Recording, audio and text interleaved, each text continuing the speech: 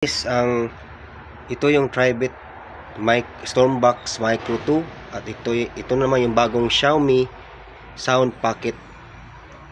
So similar lang sila ng almost similar yung kanilang max volume. Naka max volume to guys. Naka max volume ang Tribit at saka itong Xiaomi. So kinumpare natin yan. Ito naka max volume yan. Max volume both. And they have the same sound quality. Medyo mas may surround sound ito, yung mas malalim yung kanyang bass. At ito naman ay mas mapansin mo yung kanyang treble.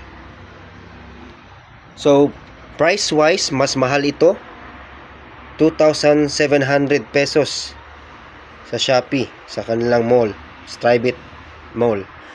Tapos ito naman sa Xiaomi official store is around 800 pesos, 700 plus, 760. So laki na kalang diferensya. Pero alam nyo ba guys na mas mabigat at saka mas matagal malubat. Ang nakagandahan talaga ng Tribit is ang tagal malubat, makunat yung kanilang battery. While ito naman, parang JBL Go 3 lang, madali lang siyang malubat. So around, yung max volume niya, around 3 hours lang. 3 hours lang yung capacity na i-play niya. Tapos ito, kaya niya hanggang 8 hours to 10 hours.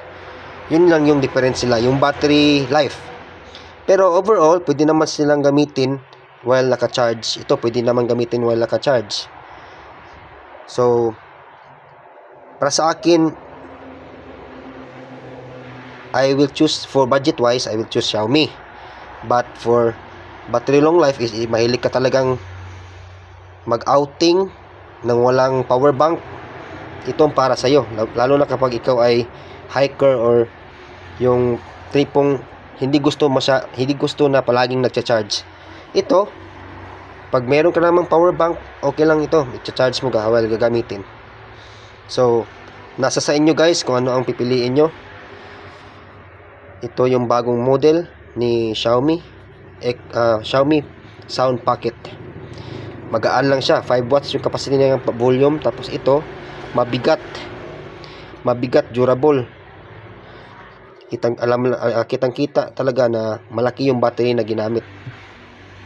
So, yan lang po guys. Maraming salamat sa panonood ng video to.